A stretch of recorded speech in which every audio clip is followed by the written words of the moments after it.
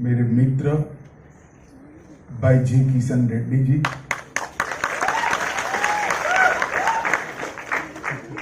श्री अर्जुन राम मेघवाल जी, बहन मीनाक्षी लेखी जी, श्री भगवंत कुबा जी,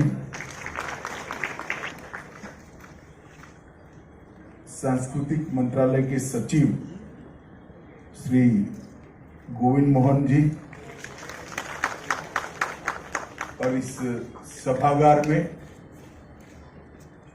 और दूरदर्शन के माध्यम से इस कार्यक्रम को देखते हुए सभी तेलंगाना राज्य के नागरिक भाइयों बहनों को मेरी बहुत बहुत शुभकामनाएं।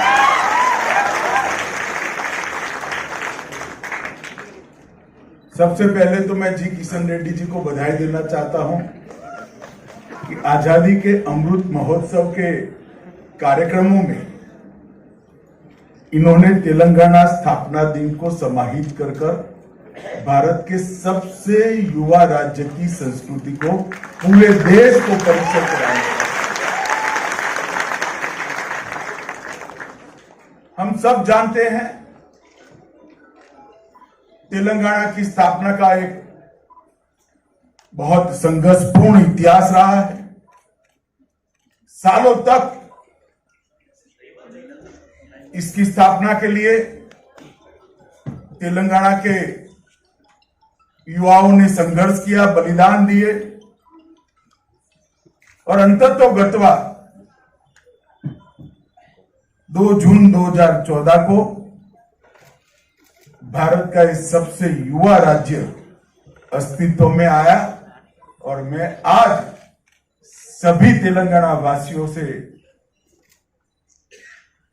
शुभकामनाएं देना चाहता हूं कि तेलंगाना की संस्कृति, साहित्य, संगीत, वेशभूषा और परंपरा हजारों सालों तक इसी तरह भारत माता का मुकुटमणि बनकर भारत माता के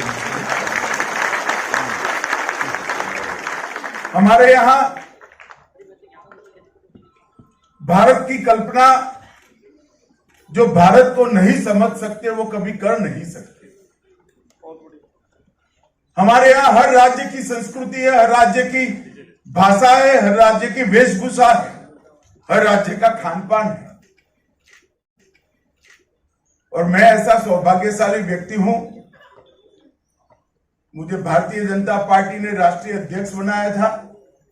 मैं देश भर के सभी जिलों में प्रवास करने वाला व्यक्ति हूं। मैंने इसको बहुत नजदीक से देखा।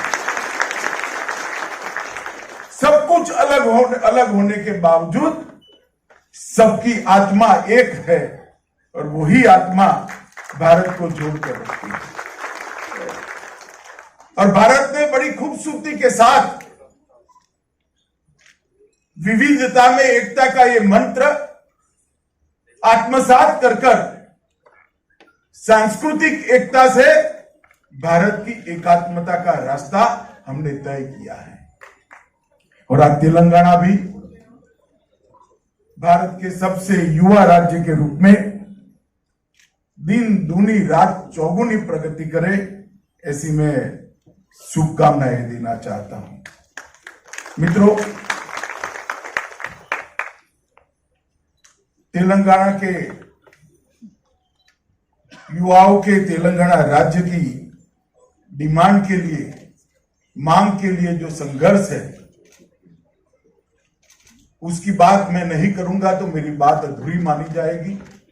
सालों तक तेलंगाना राज्य की मांग होती रही।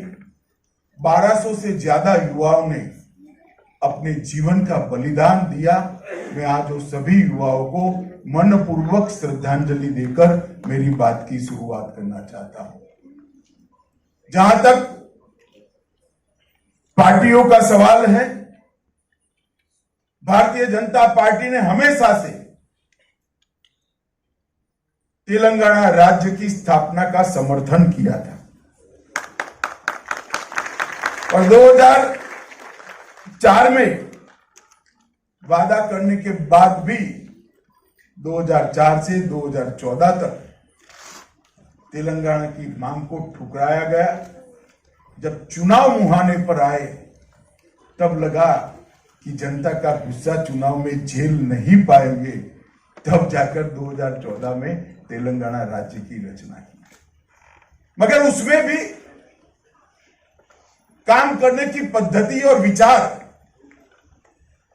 दोनों प्रदर्शित होते हैं। अटल जी ने भी छत्तीसगढ़ बनाया, उत्तराखंड बनाया, झारखंड बनाया।